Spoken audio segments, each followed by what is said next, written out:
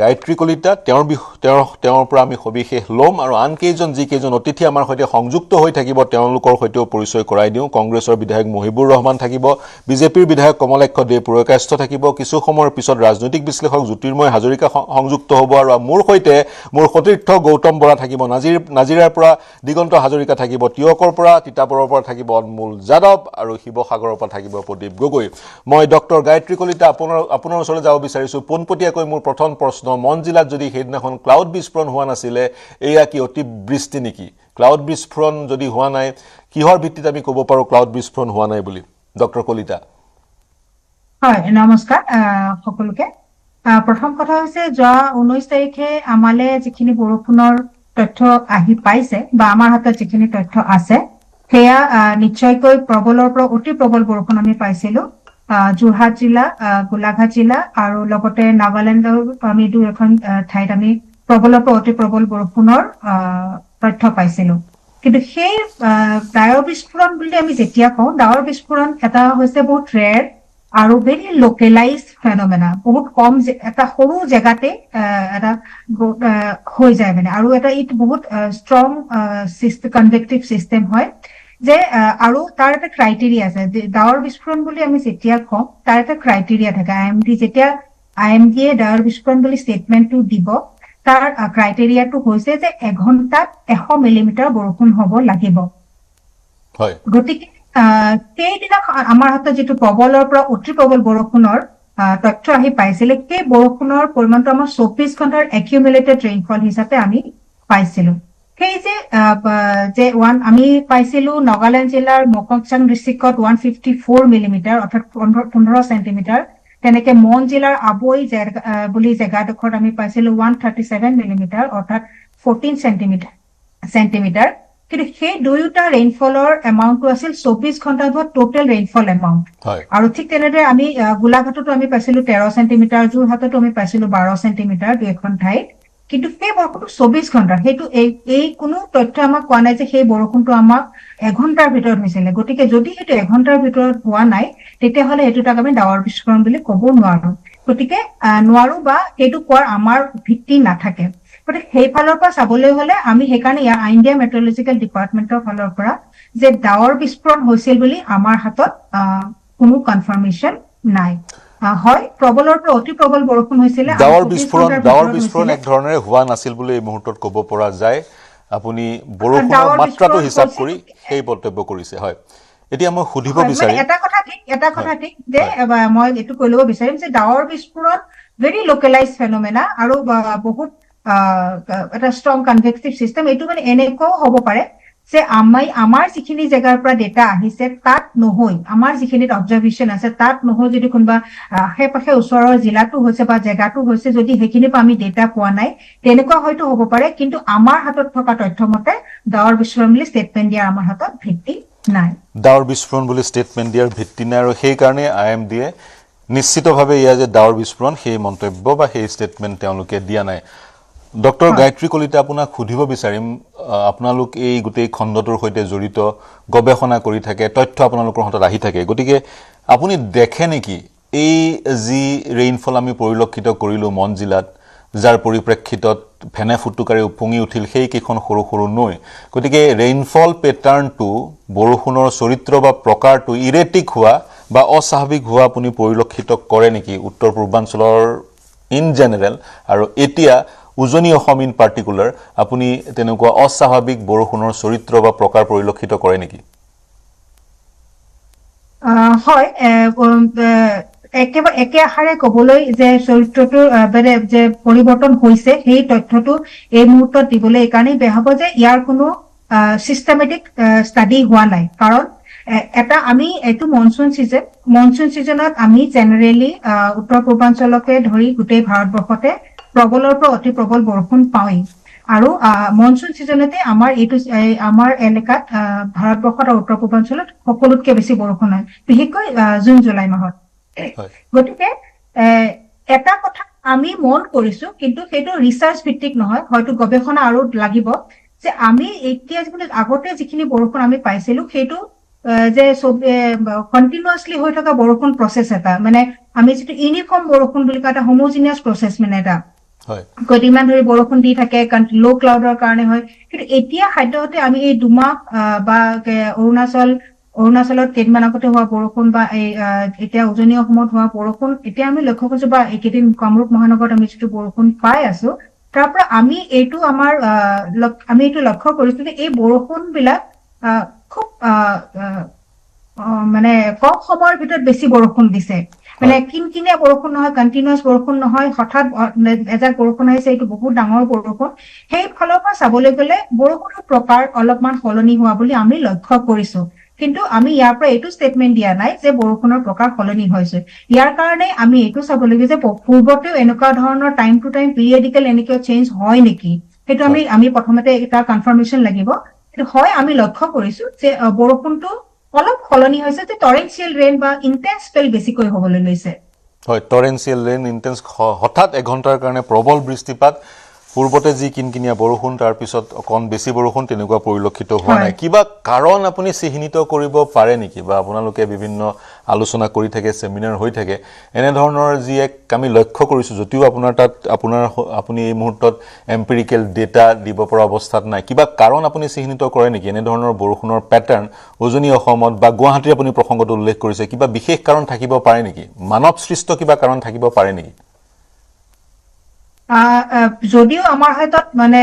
Scientific তথ্য আমি এই মুহূৰ্তত দিব নোৱাৰো যে ইয়াৰ কাৰণ এইটোৱে হ'ব বুলি বা বিশেষ এটা কাৰণ হ'ব বুলি কিন্তু আমাৰ মাজত এইটো বা আলোচনা এটা হৈছে যে আমাৰ যিটো ক্লাইমেট চেঞ্জ প্যাটাৰ্ন হৈছে ৰিজনাল ক্লাইমেট চেঞ্জ প্যাটাৰ্ন হৈছে সেই ক্লাইমেট চেঞ্জৰ এইটো ইম্পেক্ট এটা হ'ব পাৰে আমি লগতে এইটো কথাও আমাৰ মাজত ডিসকাশন হৈছে যে যি ধৰণে আমাৰ যিটো ল্যান্ড ইউজ ল্যান্ড কভাৰ যিটো সলনি হৈছে মানে আপুনি ল্যান্ড ইউজ ল্যান্ড কভাৰ মানে আমি পূৰ্বতে আমাৰ ল্যান্ড যিটো আমাৰ গ্ৰীণ কভাৰেজ আছিলে হয় সেইটো সেইটো সলনি হৈছে আগতে ধৰক যিমানখিনি আমাৰ ফৰেষ্ট কভাৰ আছিলে বা গ্ৰীণ কভাৰেজ আছিলে সেইখিনি সলনি হৈছে বা ক'ৰবাত ওখ ঠাই আছিলে পাহাৰ কাটি তাক অলপ বেলেগ সমতল কৰা হৈছে ল্যান্ড ইউজ ল্যান্ড কভাৰ আগতে ধৰক সেইখিনিৰ পৰা যেনেকুৱা ধৰণৰ সূৰ্যৰ ৰশ্মি মানে ৰেডিয়েশনটো যেনেকুৱা ধৰণৰ হৈছে বা যেনেকুৱা এটমস্ফিয়াৰৰ ৰেছপন্স হৈছিলে সেইটো যেন অলপমান সলনি হৈছে সেই ল্যান্ড ইউজ ল্যান্ড কভাৰ চেঞ্জৰ কাৰণে আৰু যিটোৰ কাৰণে আমি ক্লাইমেট চেঞ্জ হোৱা বুলি কৈছো আৰু সেই ক্লাইমেট চেঞ্জৰ এটা ইম্পেক্ট এইটো হ'ব পাৰে বুলি আশা কৰা বা আশংকা কৰা ক্লাইমেট চেঞ্জৰ এইটো ইম্পেক্ট হ'ব পাৰে যিটো ইম্পেক্টৰ এক ভয়াবহ আমি এখন ছবি দেখা পালো পৰিলক্ষিত কৰিলো উজনি অসমৰ বিশেষকৈ তিনিখন জিলাৰ যদিহে ক্লাউড বাৰ্ষ্ট হ'ল হয় তেতিয়া বৰষুণ অত্যাধিক হ'ল হয় বা অৰুণাচলত পূৰ্বতে আমি ক্লাউড বাৰ্ষ্ট হৈছিল বুলি খবৰ পাইছিলো যদিহে ক্লাউড বাৰ্ষ্ট হয় এতিয়াতো ৰুল আউট কৰিছে আইএমডিয়ে তাৰ ইম্পেক্টটো কি ধৰণৰ হ'ব পাৰে আৰু ক্লাউড বাৰ্ষ্ট সঘনাই হোৱাৰ কিবা মানৱ সৃষ্ট মেন মেড কাৰণ থাকিব পাৰে নেকি পলিউশনৰ কাৰণে ক্লাউড বাৰ্ষ্ট বেছিকৈ হৈছে যাৰ ফলত বেছি ৰেইনফল হৈছে যাৰ ফলত বিভীষিকাৰ সৃষ্টি হ'ব পাৰে কি ক'ব ক্লাউড বাৰ্ষ্ট এটা মেট্ৰলজিক্যাল ফেনোমেনা যে ইয়াত পলিউশনৰ এফেক্ট হয়তো থাকিব কিন্তু সেইটো অলপমান তাৰ ইফেক্টটো ডাইৰেক্ট নহয় অলপমান পলিউশনৰ ইফেক্টবিলাক লং টাৰ্ম হয় গৱেষণা মতে যিটো ইমিডিয়েট ইফেক্ট সেইটো মেট্ৰলজিক্যাল সেইটো যদি আমাৰ টেম্পাৰেচাৰটো বাঢ়ি গৈছে এটমস্ফিয়াৰত মই আগতেই কৈছো যে ক্লাউড বাৰ্ষ্ট এটা বহুত লোকেলাইজ আৰু কনভেক্টিভ মেছস্কেল চিষ্টেম হয় ই অলপ সময়ৰ ভিতৰতে সৃষ্টি হয় আৰু অলপ সময়ৰ ভিতৰতে ই সৃষ্টি অলপ ডাউনপোৰ হৈ পেলাই খুব বেছি বৰষুণ দি দিয়ে কম সময়ৰ ভিতৰতে আৰু এইটো বিশেষকে যেতিয়া আমাৰ এটমস্ফিয়াৰত বহুত বেছি মানে মইশ্চাৰ থাকিব আৰু যেতিয়া টেম্পাৰেচাৰটো বাঢ়ি যাব আৰু আমাৰ যিহেতু এইবিলাক অৰগ্ৰাফিকেলি কণ্ডিচিভ ৰিজন সেইবিলাকে কি কৰে মইষ্ট ৱাৰ্ম এয়াৰটো ওপৰলৈ পঠিয়াই দিয়ে গতিকে ওপৰলৈ পঠিয়াই দিয়াৰ আপলিফ্টিং হোৱাৰ পাছত যেতিয়া এটা পাৰ্টিকুলাৰ কলম এটা যেতিয়া বহুত বেছি পৰিমাণে মইশ্চাৰ হৈ যায় ইনষ্টেবিলিটি এটা ক্ৰিয়েট হৈ যায় তেতিয়া ক্লাউড বাৰ্ষ্ট নিচিনা বৰষুণ হয় কিন্তু কথাটো এতিয়া এনেকুৱা যে এই যে আমি আমাৰ মেন মেড ইফেক্ট ক'ৰ পৰা হ'ব পাৰে যে টেম্পাৰেচাৰটো আমাৰ সলনি হৈছে নেকি যে এটমস্ফিয়াৰত মইশ্চাৰ আছে এট দ্য চেম টাইম টেম্পাৰেচাৰটো বহুত বাঢ়ি গৈছে আৰু আমাৰ অৰগ্ৰাফিক ৰিজন হোৱাৰ কাৰণে তাক আপলিফ্ট দিবলৈ এটা মেকানিজিম হৈ গৈছে তেনেকুৱা ক্ষেত্ৰত আমাৰ এইটো ক'ব নোৱাৰি যে ইয়াৰ আমি দেখিছো বা ফ্ৰিকুৱেঞ্চিটো হয়তো বাঢ়ি গৈছে, কিন্তু এইটো আমি ক'ব নোৱাৰো যে এই কাৰণেই হৈছে বা বিশেষ এটা কাৰণক আমি কোনো ষ্টাডি নোহোৱাকে ক'ব নোৱাৰো যে এইটো এনেকুৱা ধৰণৰ হ'ব বা তাৰ এনেকে ষ্টেটমেণ্ট দিব নোৱাৰি কোনো মানে উইদাউট আমাৰ প্ৰপাৰ গৱেষণা। কিন্তু ক্লাউড ব্ৰাছ হলে বেছি বৰষুণ, যিটো মই পিছৰটো প্ৰশ্ন আছিলে, ক্লাউড ব্ৰাছ হোৱা হয় বেছি বৰষুণ হলে নহয় জানো, ইয়াৰ ক্ষয়ক্ষতি বা ক্লাউড বাৰ্ষ্ট মই কৈছো, ক্লাউড বাৰ্ষ্টৰ ডেফিনিশ্যনটো আছে যেতিয়া এঘণ্টাত 10 চেণ্টিমিটাৰ বৰষুণ হ'ব লাগিব বাই ক্ৰাইটেৰিয়া। গতিকে আপুনি এটা এনেকে আমাৰ নিজৰ অনুমান কৰিব পাৰো যে আমাৰ দিনটোৰ 24 ঘণ্টাৰ ভিতৰত 10 চেণ্টিমিটাৰ বৰষুণ হোৱা আৰু এঘণ্টাৰ ভিতৰত, তাকো মই কৈছো যে এইটো বহুত লোকেলাইজ, এখন বিশেষ অলপমান জেগাতেই কেই কিলোমিটাৰ মানৰ ভিতৰতেই মানে 10 চেণ্টিমিটাৰ ৰেইন হ'ব আৰু খুব এঘণ্টাৰ ভিতৰতে 10 চেণ্টিমিটাৰ মানে 100 মিলিমিটাৰ। আমি যিটো কালি গুৱাহাটীত যিখিনি গোটেই ৰেইন পাইছো, মই এটা অনুমানৰ কাৰণে কৈছো যে গুৱাহাটীত আমি যিখিনি ৰেইন পাইছো তাৰ মেক্সিমাম ৰেইনটো হৈছিলে আমাৰ খানাপাৰা এৰিয়াত, তাত আমি পাইছিলো 91 মিলিমিটাৰ মানে 9 চেণ্টিমিটাৰ। আপুনি ভাবক এতিয়া 10 চেণ্টিমিটাৰ বৰষুণ আমি গোটেই এঘণ্টাৰ ভিতৰত হ'ব লাগিব। So' it's says that it's a very intense spell হ'ব লাগিব। আৰু যেতিয়া তেনেকুৱা ধৰণৰ বৰষুণত তাৰ ইম্পেক্টটো বহুত ষ্ট্ৰং হয়, যে একেবাৰতে আহিছে ধোৱা, আৰু বিশেষ ক্লাউড বাৰ্ষ্ট এনেকুৱা মই ক'লোৱে যে অৰগ্ৰাফিক ৰিজনত, যে পাহাৰীয়া অঞ্চলত হয়, তেনেকুৱা কি হয় যেতিয়া পাহাৰত খুব জোৰছে বৰষুণ আহিব তেতিয়া তাৰ ইম্পেক্টটো বহুত বেছি হয়, যে খহাই আনিব, যদি তাত প্ৰপাৰ চিষ্টেম নাই, গছ গছনি নাই, খহাই আনিব, তলৰ জেগাসমূহত তাৰ ফ্লেছ ফ্লাড হ'ব বা লেণ্ডশ্লাইড হ'ব, তেনেকুৱা ধৰণৰ ইফেক্ট বিলাক হয়। গতিকে it's a rare and very intense event. Cloud burst হৈছে ৰেয়াৰ, বিৰল পৰিঘটনা, এক পৰিঘটনা, জলবায়ু পৰিঘটনা। এইটো ক্লাউড বাৰ্ষ্ট হ'ব নোৱাৰে, কাৰণ ইতিমধ্যে ডক্টৰ গায়ত্ৰী কলিতাই ক'লে ক্লাউড বাৰ্ষ্ট যদি হয় 10 চেণ্টিমিটাৰ বৰষুণ 1 ঘণ্টাত হ'ব লাগিব, বহুত বিশাল ডাঙৰ বৰষুণ হ'ব লাগিব, যাৰ ফলশ্ৰুতিত বিশেষকৈ ক্লাউড বাৰ্ষ্ট পাহাৰতে হয়, পাহাৰ খহি আহিব, অন্যান্য আমি পৰিঘটনাসমূহ দেখা পাম। গতিকে এই মুহূৰ্তত উজনি অসমৰ সংঘাৰী ৰূপৰ কাৰণ অতিবৃষ্টি, এক্সেছিভ ৰেইন বুলি ধৰি ল'ব লাগিব। মই ডক্টৰ গায়ত্ৰী কলিতা আপোনাক অনুৰোধ জনাম কিছু সময় অপেক্ষা কৰিবলৈ, আৰু দুটা প্ৰশ্ন মোৰ আপোনাক সুধিবলগীয়া আছে, কিন্তু মোৰ সতীৰ্থসকলে অপেক্ষা কৰি আছে অসমৰ বিভিন্ন প্ৰান্তৰ পৰা, বিশেষকৈ উজনি অসমৰ বিভিন্ন প্ৰান্তৰ পৰা বতৰা দিবলৈ, বানৰ শেহতীয়া খবৰ দিবলৈ। অনমোল, মই আপোনাৰ ওচৰলৈ গৈছোঁ। অনমোল, দয়াঙৰ এতিয়া শেহতীয়া ছবিখন কেনেকুৱা পানী এৰি দিয়াৰ পিছত নিপকৈ? হয় চক পাৰ্থ, নিপকৈ আচলতে 4টা গেট যেতিয়া মুকলি কৰি দিলে, আমি পুৱা ভাগত আচলতে সৰু পানীৰ বিভিন্ন মেৰাপানী অন্তৰ্গত যি সৰু পানী আছে, কাছমাৰী আছে, বিভিন্ন গাঁৱলৈ আমি ৰাওনা হৈছিলোঁ পুৱা ভাগতে। কিন্তু পুৱা ভাগত জলস্তৰ যথেষ্ট ওপৰলৈ অহাৰ পাছতো কিন্তু গাঁওসমূহত পানী প্ৰৱেশ কৰা নাছিলে। কিন্তু আজি নিশা ভাগত প্ৰায় 2মান বজাত গাঁওসমূহত পানী প্ৰৱেশ কৰা আশংকা স্থানীয় ৰাইজসকলে আশংকা কৰিছে, আৰু বিশেষকৈ NDRF বাহিনী আহি পিনি যি জয়পুখুৰী আছে, জয়পুখুৰীত তেওঁলোকে বাহাৰ পাতিছে। প্ৰশাসন সম্পূৰ্ণৰূপে সষ্টম হৈ আছে, গোলাঘাট জিলা প্ৰশাসন যিকোনো পৰিস্থিতিৰ বাবে তেওঁলোকে মোকাবিলা কৰিবলৈ সষ্টম হৈ আছে, আৰু ৰাইজক সজাগ আৰু সতৰ্ক হৈ থাকিবলৈ অনুৰোধ জনোৱা হৈছে। ৰাইজে সেইমতে নিজৰ পশুধন আৰু খোৱা খাদ্য, যিসমূহ চাউল আছিলে, ধান আছিলে, তেওঁলোকে নিৰাপদ স্থানলৈ ইতিমধ্যে নিছে নৈ কাষৰীয়া ৰাইজসকলে, আৰু ইতিমধ্যে সকলো সষ্টম হৈ আছে যিকোনো পৰিস্থিতিৰ পৰা মোকাবিলা কৰিবলৈ। পাৰ্থ, দৈয়াংবাসীয়ে সকলো পৰিস্থিতিৰ সৈতে মোকাবিলা কৰিবলৈ সষ্টম হৈ আছে। যিধৰণে শিৱসাগৰ, চৰাইদেউ আৰু যোৰহাটে সময় নাপালে,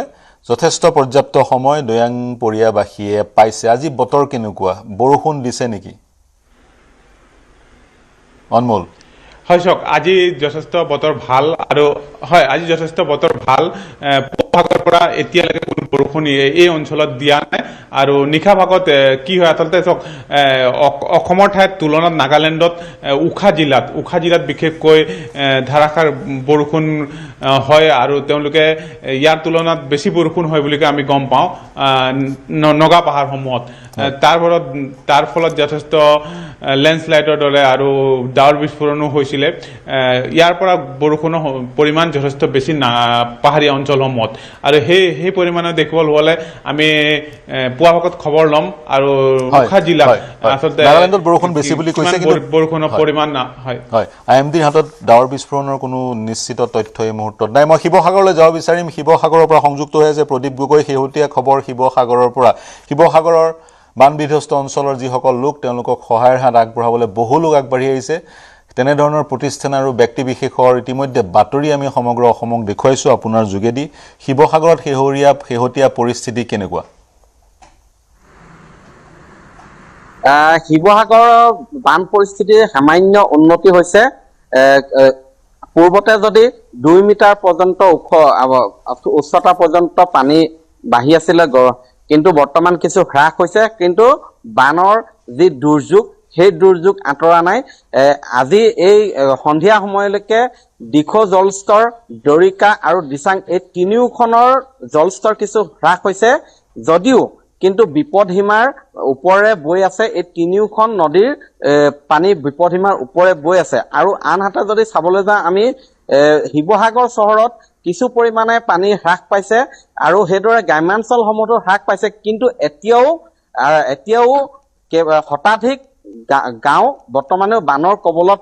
পৰিছে তেওঁলোকে শিৱসাগৰ বেতবাৰী মৌজা এতিয়াও সম্পূৰ্ণ বানত ডুব গৈ আছে মোৰ নিজৰ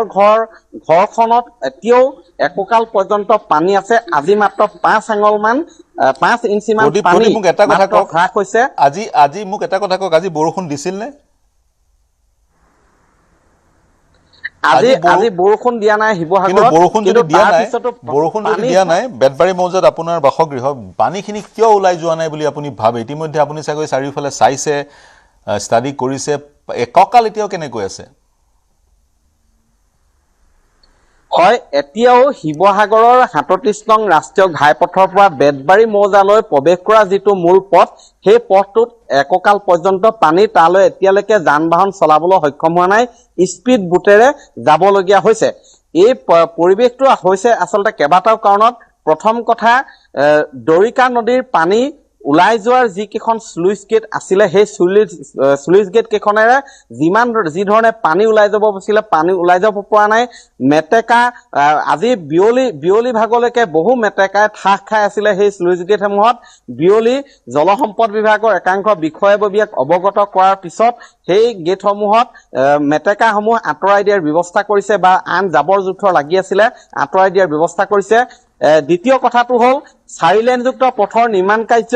যি ধৰণে আচলতে অপৰিকল্পিতভাৱে ইয়াত হল 4 লেনযুক্ত পথটো আচলতে শিৱসাগৰ বেতবাৰী মৌজাৰ মাজেৰে পাৰ হৈ গৈছে ইয়াৰ পৰা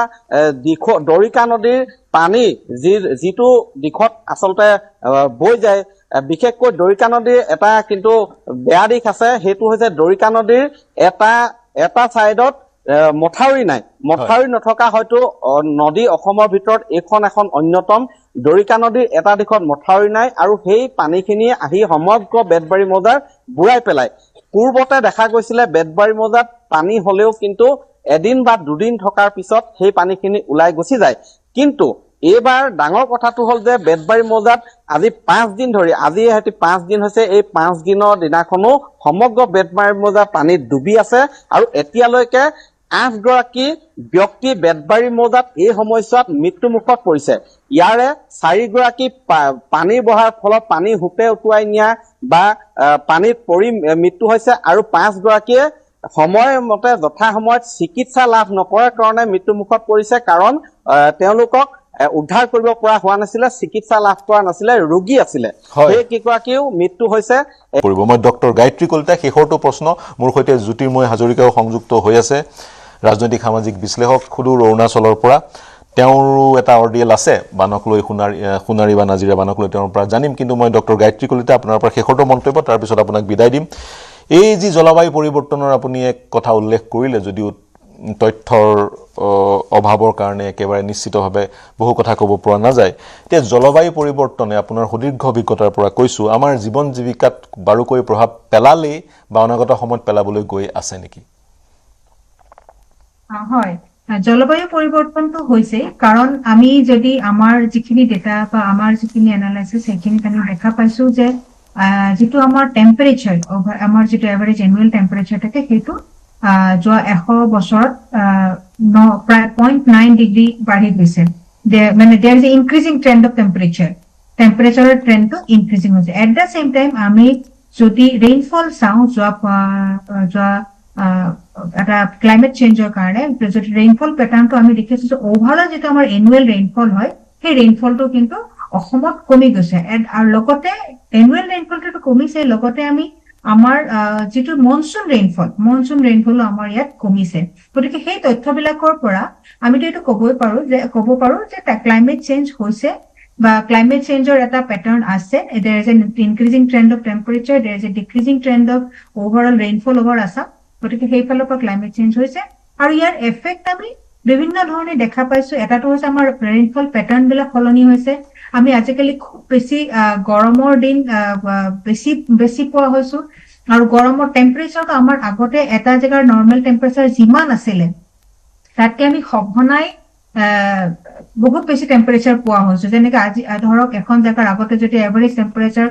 35 ডিগ্ৰী বা 35 ডিগ্ৰী আছিলে আজিকালি সেই জেগাবোৰত আমি সঘনাই 35 ডিগ্ৰীতকৈ ওপৰত টেম্পাৰেচাৰ হোৱা দেখা পাইছো গতিকে সেইফালৰ পৰা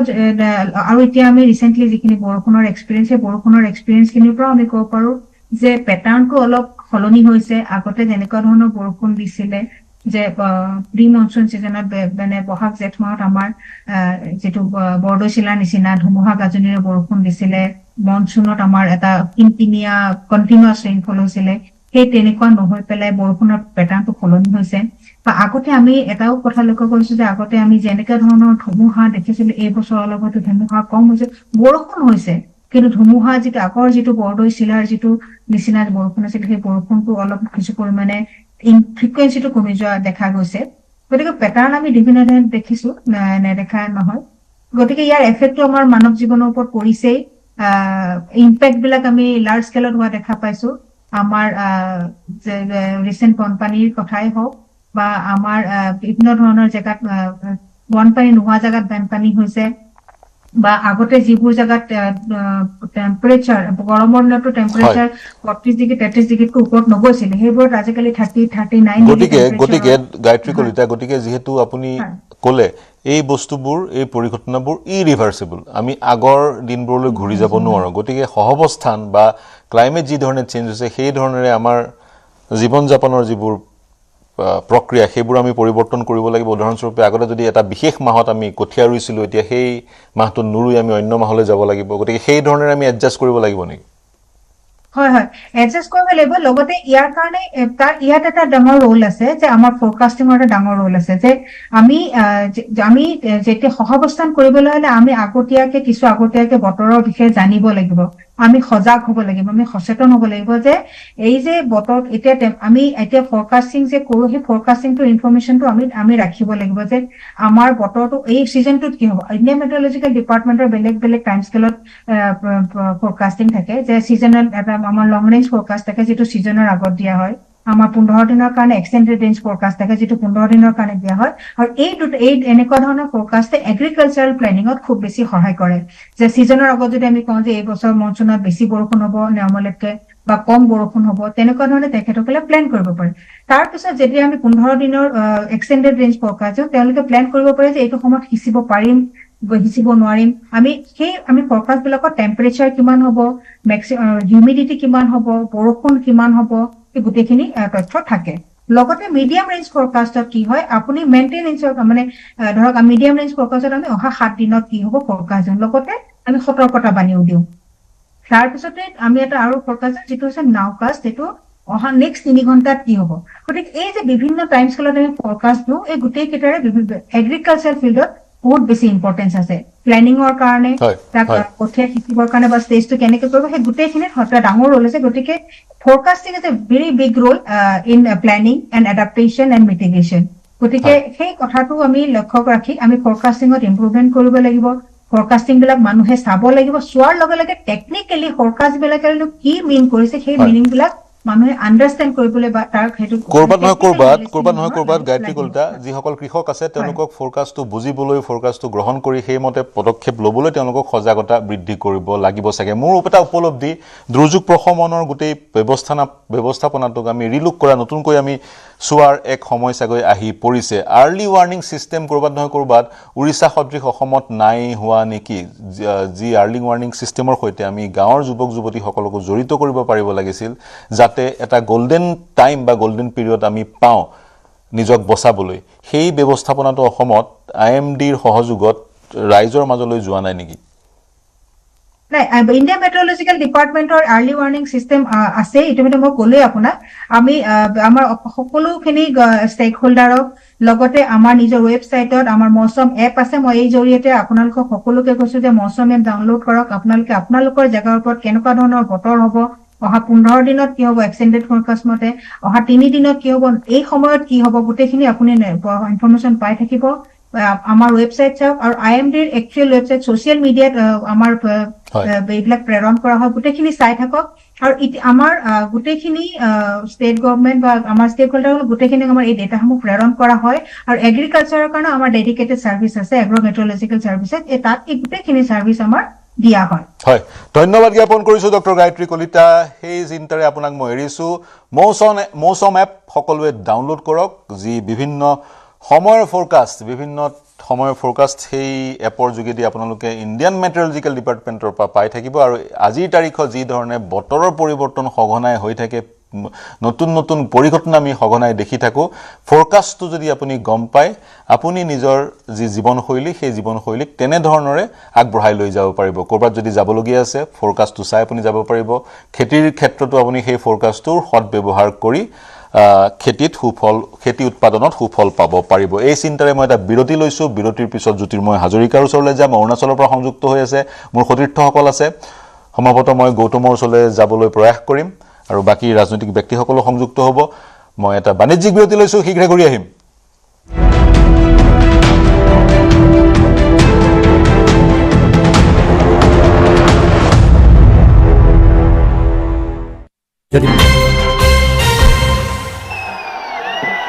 We have bloody Senate. क्या कहते थे ये क्या कहते थे इस सरकार में इस्तीफे नहीं होते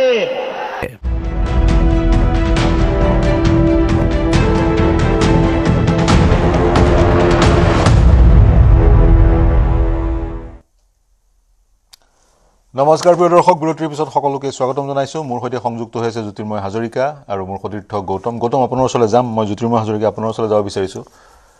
আপুনি কি প্ৰতিক্ৰিয়া প্ৰকাশ কৰিব আপোনাৰ লগত যিটো ঘটনা ঘটিল আমাক জনাওকচোন বানৰ আপুনিও সন্মুখীন হ'ল যাৰ পৰিপ্ৰেক্ষিতত আপুনি এতিয়া অৰুণাচলত আবদ্ধ হৈ থাকিবলগীয়া হৈছে বা আপুনিও উজনি অসমৰ এনেকুৱা বান পূৰ্বতে দেখিছিল নে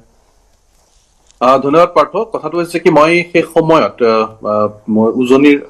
বিশেষকৈ মই ডিব্ৰুগড় আহি থাকিবলগীয়া হৈছিল আৰু সোণাৰীত যিহেতু এখন মিটিং আছিলে সেই মিটিংখনৰ পৰিপ্ৰেক্ষিতত মই সোণাৰীত সিদিনাখন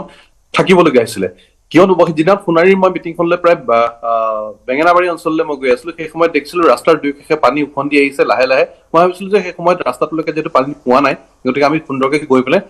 তেতিয়ালৈকে ভবা নাছিলো যে বান হ'ব বা এনেকুৱা ধৰণৰ অৱস্থা এটা হ'ব বুলি আমি ভবা নাছিলো সেই অঞ্চলটোত মই যেতিয়া মিটিংখন কৰি ঘূৰি আহিছিলো মই ভাবিছিলো যে মই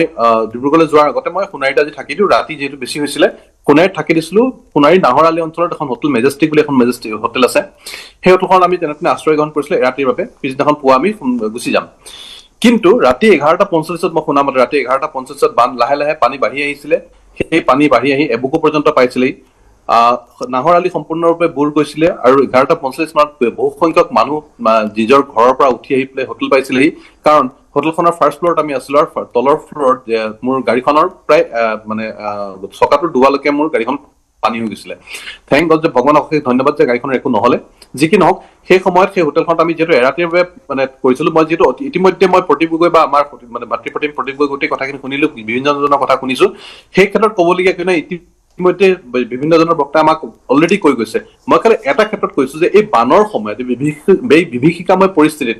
কিছু সংখ্যক লোকৰ ব্যৱহাৰ মানৱীয়তা গুণসমূহ কলৈ যায় তেওঁলোকক যেতিয়া আমি কৈছিলো যেতিয়া বান বাঢ়ি আহিছিলে ৰাতিপুৱা সময়ত এবুকু পানী আৰু সেই সময়ত আমি 11টা বজাৰ আগে প্ৰায় 9মান বজাত মই হোটেলৰ মালিকলৈ ফোন কৰিছিলো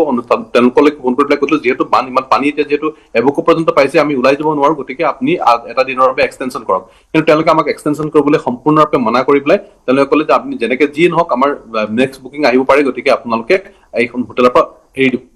চেক আউট কৰিব লাগিব আমি যেতিয়া কৈছিলো যে আমি কোনো পধ্যে ওলাই যাব নোৱাৰো আমাৰ লাগেজ আছে আৰু মোৰ লগত যিহেতু দুজনকৈ বয়োজ্যেষ্ঠ আমি 50 ঊৰ্ধৰ মহিলাও আছিলে সেই সময়ত দুটা ৰুম আমি লৈছিলো তেওঁলোকক লৈ লাগেজ চাগে যে আমি ওলাই যাব নোৱাৰো এবুকু পৰ্যন্ত পানী কি কৰা যায় সেই সময়ত তেওঁলোকে কোনো মানৱীয়তা গুণ দেখুওৱা নাছিল আৰু তেওঁলোকে সেই সময়ত আমাক যি ধৰণে ব্যৱহাৰ কৰি পেলাই উলিয়াই পঠিয়াব বিচাৰিছিল কিন্তু শেষত সোণাৰীৰ যিজন OC তেখেত আৰু সোণাৰীৰ DC নেহা যাদৱ তেওঁলোকৰ পৰামৰ্শ মতে ওচৰত থকা এখন শ্যাম বুলি এখন হোটেল তেওঁলোকৰ যিজন অনাৰ উত্তম শ্যাম তেখেতে যথেষ্ট আমাক সহায় কৰিলে তেখেতে ফোন কৰাৰ লগে লগে তেওঁলোক আহিলে আহি তেওঁলোকে দুজন মানুহ পঠিয়াই দিছিলে এবুকু পানীত তেওঁলোক আহি আমাক উদ্ধাৰ কৰি সম্পূৰ্ণ লাগেজ মূৰত লৈ পেলাই তেওঁলোকে আমাক হাতত ধৰি সেই হোটেলখনলৈ লৈ গৈছিলে আৰু আমি এৰাতি আৰু দুৰাতি থাকিলো থাকি পিছদিনাখন যেতিয়া অকমান যেতিয়া সেই ৰাস্তাটোতে গাড়ী চলাব পৰা হৈছে সেই সময়ত আমি গাড়ীখন লৈ যেহেতু ওখ ঠাই হিচাপে অৰুণাচলৰ ফালে আমি গুচি আহিছিলো কাৰণ ইফালে আপুনি ডাউন ষ্ট্ৰীমত আপুনি যাবই নোৱাৰে এনেকুৱা এটা কণ্ডিশ্যন ভজু হৈ পেলাই আমি খাপে খাতি হৈ পেলাই কানুবাৰীলৈ গুচি আহিছিলো তাৰ পৰা আমি এতিয়া লংডিঙলৈ গুচি আহিলো যেহেতু ডাউন ষ্ট্ৰীমত আপুনি যাব নোৱাৰে মোৰ লগত যিগৰাকী ব্যক্তি আছিল যিসকল ব্যক্তি আছিল তেওঁলোক বহু সংখ্যক শিৱসাগৰৰ হয় তেওঁলোকে এতিয়াও মন মাৰি আছে কাৰণ তেওঁলোকৰ ঘৰৰ ভিতৰত পানী সোমাইছে তেওঁলোকৰ মানে অৱস্থাটো অতিপাত বেয়া কথা হৈছে এই ক্ষেত্ৰত মানুহৰ মানৱীয়তাৰ গুণ কলৈ যায় সেই ক্ষেত্ৰত এটা প্ৰশ্নবোধক চিন আসাম ডিজাস্টাৰ মেনেজমেণ্ট অথৰিটি কৈছে যে প্ৰায় 7.21 লাখ পিপল এতিয়ালৈকে আপোনাৰ এফেক্টেড হৈছে বুলি আৰু এতিয়ালৈকে ডেথ টোল যিটো হৈছে 47 কিন্তু মোৰ মতে বহু সংখ্যক যেটো মই সেই সময়ত হোটেলখনত থাকোতে চিয়াম হোটেলত পিছদিনা থাকোতে বিভিন্ন জনৰ পৰা যিখিনি খবৰ পালো সেই খবৰ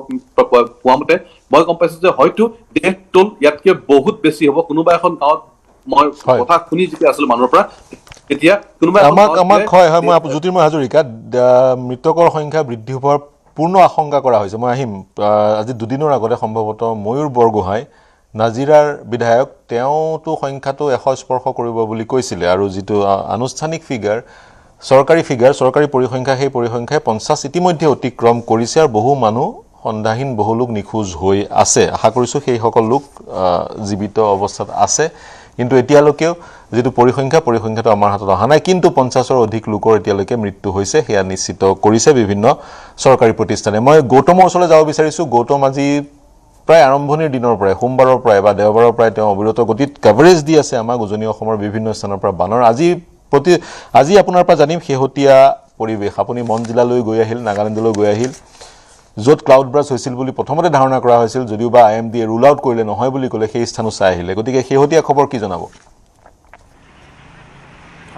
হয় নিশ্চয়কৈ পাৰ্থ চাওক যি ধৰণৰ বিভীষিকাৰ সৃষ্টি হৈছিলে বানে যি ধৰণৰ তাণ্ডৱ চলাইছিলে সেই সময়তে ছ'চিয়েল মিডিয়াত কিছুমান ভিডিঅ' ফটো ইত্যাদি প্ৰকাশ পাইছিলে আৰু এনে এটা বাতৰি ওলাইছিল যে নাগালেণ্ডত ডাৱৰ বিস্ফোৰণ ঘটিছে ডাৱৰ বিস্ফোৰণৰ ফলত এটা অঞ্চল সম্পূৰ্ণৰূপে তহিলং হৈ গৈছে ঠিক সেইদৰে নামতোলাৰ যিখন 702 নম্বৰ ৰাষ্ট্ৰীয় ঘাইপথেৰে সোণাৰীৰ পৰা মন জিলালৈ যোৱা যিটো মূল পথ তাত যিখন দলং আছিলে সেই দলংখন ভয়াৱহ বানে উটুৱাই নিছে ৰাস্তাটোৰ কোনো চিনমুকাম নাই তাত ঠায়ে ঠায়ে ৰাস্তা ফাটি গৈছে এনেধৰণৰ বহুখিনি কথা আমি ছ'চিয়েল মিডিয়াত পাইছিলোঁ কিন্তু আজি যেতিয়া মোৰ সতীৰ্থৰ সৈতে আজি যেতিয়া মন টাউনলৈ আমি গৈছিলোঁ সোণাৰীৰ পৰা নামতোলাৰ পৰা প্ৰায় 20 কিলোমিটাৰ আমি যেতিয়া উঠাই গৈছিলোঁ ওপৰলৈ তেতিয়া তাত গৈ দেখিছোঁ যে সম্পূৰ্ণৰূপে পথ সুৰক্ষিত অৱস্থাত আছে দলং যি ধৰণে পূৰ্বতে আছিলে দলঙো তেনেধৰণে আছে স্থানীয় লোকৰ সৈতে আমি কথা পাতিছোঁ তেওঁলোকে কৈছিল যে মন টাউনখনৰ ওচৰতে ব্যাপক ভূমিস্খলনৰ ঘটনা সংঘটিত হৈছিলে যিদিনাখন ৱৰ্ল্ড কাপ ফুটবলৰ মেটচ আছিলে সেই দিনটোতে অৰ্থাৎ 20 তাৰিখে তাত ব্যাপক ভূমিস্খলন হৈছিলে আৰু ভূমিস্খলনৰ ফলত এটা পৰিয়ালৰ 4জন সদস্যকে ধৰি মুঠ 7-8জন লোক মাটিয়ে পুতি পেলাইছিলে তেওঁলোক নিহত হৈছিলে আৰু আমি যেতিয়া সেইটো পথেৰে গৈছিলোঁ 702 নম্বৰ ৰাষ্ট্ৰীয় ঘাইপথে যেতিয়া গৈছিলোঁ তেতিয়া দেখিছোঁ যে ঠায়ে ঠায়ে পাহাৰৰ পৰা যিধৰণে নিজৰাবোৰ যে বৈ অহা আমি দেখা পাই থাকোঁ তেনেধৰণে বহু স্থানত ভূমিস্খলনৰ চিন দেখা পাইছোঁ আৰু সেইসমূহ যে পাহাৰৰ পৰা বৈ অহা পানীৰে কৰিছে সেইটো দেখিলেই স্পষ্ট হয় আৰু তাৰ আমি ফুটেজো সংগ্ৰহ কৰিছোঁ আৰু তাৰ স্থানীয় লোকসকলৰ সৈতেও কথা পাতিছোঁ তেওঁলোকৰ পৰা যিটো বুজা গ'ল যে ব্যাপক হাৰত বৰষুণ হৈছিলে প্ৰায় 16 ঘণ্টা ধৰি অভূতপূৰ্ব তেওঁলোকে কেতিয়াও নেদেখা কেতিয়াও সন্মুখীন নোহোৱা তেনেধৰণৰ বৰষুণ হৈছিলে আৰু তাৰ ফলতে সেই বৰষুণৰ পানীয়েই যেতিয়া বৈ আহিছিলে নামতোলাৰ পৰা সোণাৰীলৈ আৰু সেই ব্যাপক হাৰত বৈ অহা বৰষুণৰ পানী নিষ্কাশন কৰিব পৰাকৈ সোণাৰীত যিকেইটা নলা আছিলে বা যিসমূহ সৰু সৰু নদী আছিলে এখন নদীৰ নাম হানচেং আছে মোৰ সৈতে সোণাৰী সংবাদদাতা যে আমি যি নামতোলা যিখন দলং তাৰ কাষত ৰবৰ নদী নে কি বুলি কয় ৰবৰ নদী হয় আৰু তাতে আন এখন নদী টাওকাক নদী তাতে সেইখিনি পানী তাৰ পৰা নিষ্কাশন কৰিব পৰাকৈ বা বহন ক্ষমতা নাছিলে তাৰ ফলতে সোণাৰী নগৰখন পানীত ডুব যায় সেইখিনি আজি আমি তালৈ গৈ মনলৈ গৈ যিখিনি কথা জানিব পাৰিলোঁ সেয়া অলপ আমি হানচেঙৰ পৰা জানিম হানচেং যে যিটো ডিজাষ্টাৰ ইয়াতে হৈছিলে সকলোৱে কৈছিলে মনত ডাৱৰ বিস্ফোৰণ ঘটিছে কিন্তু তাততো গৈ আমি আজি একোৱে নাপালোঁ হয় প্ৰথম কথাটো হ'ল যে যিটো পানী ঢল নামি আহিছিলে সেইটো আচলতে 200-300 বছৰৰ ইতিহাসতো হেনেধৰণে সেইটো লেভেলত আচলতে পানী নামি অহা নাছিলে আৰু 2 নম্বৰ কথাটো হ'ল যিটো ডাৱৰ বিস্ফোৰণৰ কথা কৈ আছে, ডাৱৰ বিস্ফোৰণ মানে আমি মূলতঃ আজি সৰজমিন তদন্ত কৰি এটাই কথা বুজি পালোঁ যে 16-17 ঘণ্টা যি নেৰানেপেৰা ধাৰাসাৰ বৰষুণ হৈছিলে তাৰ ফলত আচলতে পানীৰ ঢল নামি আহিছিলে আৰু মন জিলাৰ যি মন হ্ৰদৰ অসম ৰাইফলৰ কেম্প আছে তাৰ সমীপত এটা পাহাৰ খহি গৈছিলে য'ত 9জনকৈ লোকে প্ৰাণ হেৰুৱাবলগীয়া হৈছিলে। ইতিমধ্যে 7জনৰ মৃতদেহ উদ্ধাৰ হৈছে, 2জনৰ উদ্ধাৰ হোৱা নাই আৰু উদ্ধাৰ অভিযান চলি আছে। আৰু সেই পাহাৰ খহি যোৱাৰ ফলতেই সেই পাহাৰৰ যি গছ গছনি মাটি পলস আদি যি উটি বাঢ়ি আহিছিলে, এই যিসমূহ নদী আছিলে টাউকক নদী হওক বা ৰবৰ নদী হওক, সেই নদীসমূহ আচলতে বহু ঠাইত জাবৰ পেলোৱাৰ বাবে, বহু ঠাইত লোকে অবৈধভাৱে বেদখল কৰাৰ বাবে আচলতে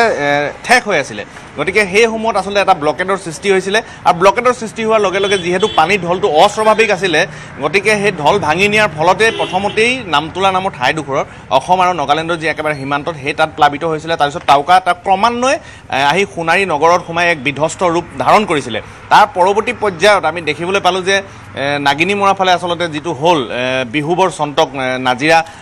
এলেকাত যে আচলতে যিটো হ'ল সেই পানীও আচলতে প্ৰেছাৰ ইয়াত পাবলৈ ধৰিলে আৰু ক্ৰমান্বয়ে শিৱসাগৰ বা ইয়াৰ উপকণ্ঠ যি মামৰা অঞ্চলসমূহ আছে ভয়াৱহভাৱে প্লাবিত হৈছিলে। ইতিমধ্যে আমি জানিব পাৰিছোঁ যে এই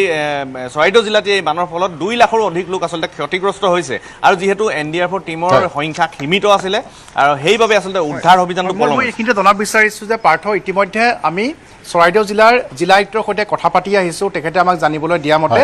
বানপানী হোৱাৰ পৰা প্ৰথম 4টা দিন বিশেষকৈ তেওঁলোকে একো কৰিব পৰা নাছিলে, কিয়নো ইয়াত SDRFৰ টীম বা NDRFৰ টীম যি তেওঁলোকৰ সংখ্যা অতি সীমিত আছিলে। সীমিত থকাৰ বাবে আৰু তাতকৈ ডাঙৰ কথাটো হৈছে যে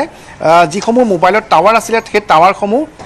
তাৰ যিসমূহ যন্ত্ৰপাতি সেইসমূহ পানীত ডুব যোৱাৰ ফলত সম্পূৰ্ণৰূপে যোগাযোগ ব্যৱস্থা নোহোৱা হৈ গৈছিলে। তাৰ ফলত যিসকল লাইন ডিপাৰ্টমেণ্ট আছিলে তেওঁলোকৰ সৈতে যোগাযোগ কৰা, তেওঁলোকক খবৰ দিয়া কৰিব পৰা নোহোৱাৰ বাবে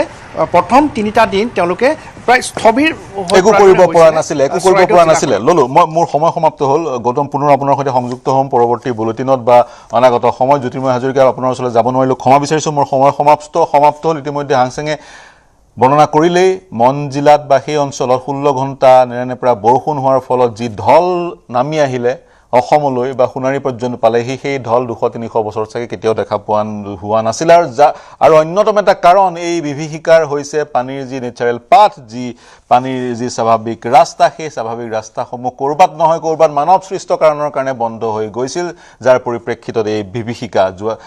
আৰু যিহেতু প্ৰস্তুত নাছিল প্ৰশাসন, একেবাৰে প্ৰস্তুত নাছিল, ৰাবাৰ বোটৰ সংখ্যা কম আছিল, কি কৰিব লাগে তেওঁলোকে নাজানিছিলে, SDRF NDRFৰ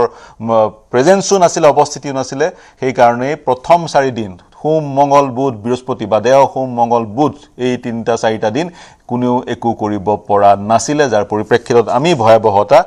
পৰিলক্ষিত কৰিলোঁ, ৰাইজে বেছিকৈ উপলব্ধি কৰিলে। গতিকে আমি সাজু হৈ থাকিব লাগিব, সজাগ হৈ থাকিব লাগিব। আজিৰ পৰিপ্ৰেক্ষিতত অসমত কেতিয়া ক'ত বানপানী হয় ক'ব নোৱাৰি, গতিকে আমি সদায় সষ্টম আৰু সাজু হৈ থাকিব লাগিব। এই চিন্তাৰ সমলেৰে মই অনুষ্ঠান সামৰিছোঁ। মোৰ সৈতে সংযুক্ত হোৱাৰ কাৰণে doctor Gayatri Kalita,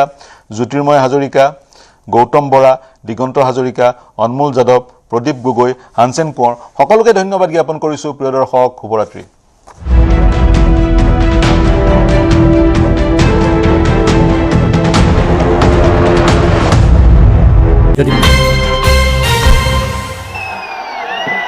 We have bloody Senate. क्या कहते थे ये? क्या कहते थे? इस सरकार में इस्तीफे नहीं होते। क्या कहते थे? इस सरकार में इस्तीफे नहीं होते।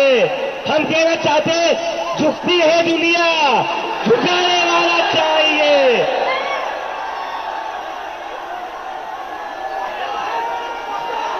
We have bloody Senate. क्या कहते थे ये?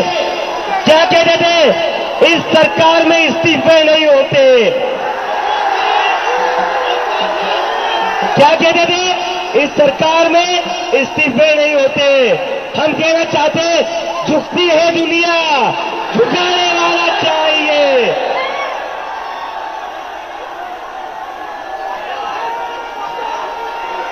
वैष्णवी,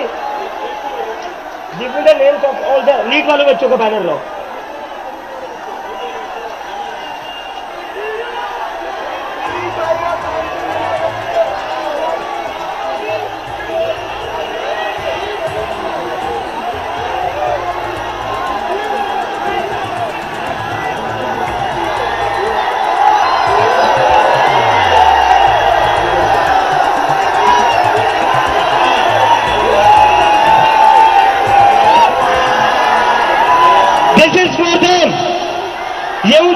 बच्चों के लिए जिनकी जिंदगी धर्मेंद्र प्रधान ने लिए थी।